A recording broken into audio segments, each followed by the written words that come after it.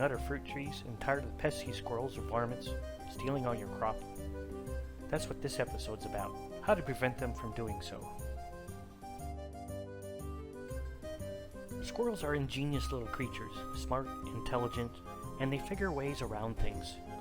And they can steal your entire crop. That's what they did to me last year. Even though I had squirrel baffles up in some of my trees that were reducing, they still found a way to get into the trees. And it wasn't from the tree canopy. My trees don't touch each other because they're too young yet. I figured out that they were actually climbing the T-posts that I put in when the trees were young and jumping over the squirrel baffles. So that was the first thing I did. I removed all the T-posts that are around the trees. You can make it a little easier if you have a tractor, either with a bucket on the front or a 3-point extension on the back. You can use that, wrap a chain around, hook it, and lift it up and pull the T-posts out. It makes the job real easy.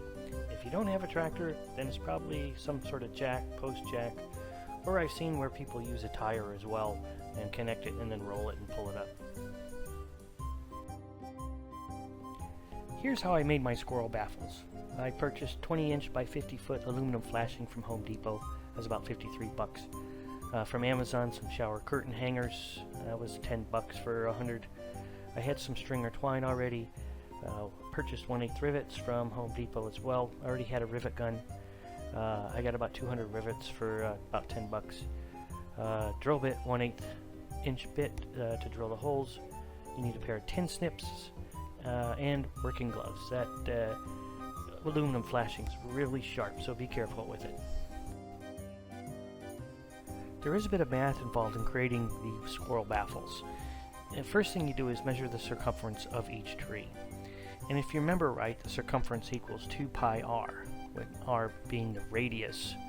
So you have the circumference, you can reverse that formula to get the radius, so that's going to be r equals the circumference divided by 2 pi. And then you add the desired gap you want around the baffle from the tree. So I used 1 inch, so I added 1 inch to the radius. And then I calculated the new circumference, so that's going to be the circumference new is going to equal 2 pi r, the new value that you added. So the existing radius plus the 1 inch, that gives you the new circumference. That actually turns into the length of the piece you want to cut. And then you also want to add like a 1/2 inch or so for the overlap of the two sides where you're going to rivet through. So measure out the length of the piece that you calculated on the flashing and mark it with a straight square edge so you get a straight line. Using your tin snips, follow that line and cut your piece. Be very careful, it is sharp. You can slice your hand up if you're not using gloves. I highly recommend using gloves. Even I use gloves, I got cut twice. And then you're going to drill the 3 holes for the rivets using a 1/8 inch bit. Once you have that cut and drilled, you're going to wrap it around the trees using the rivets. You place the rivets through the 2 holes, connecting the 2 sides, and you use the rivet gun to squeeze the rivet and it will snap off. You do that for the 3 holes, and now you have your baffle around the tree. You then drill 2 holes 180 degrees apart from each other on either side. Insert the wire hangers, tie it up with twine, and you want the baffle to be a little bit higher, the top side of the baffle to be 5 foot off the ground, a little bit higher than 5 foot because squirrels can jump that high. It's also important to trim any branches that hang lower than 5 foot from the ground.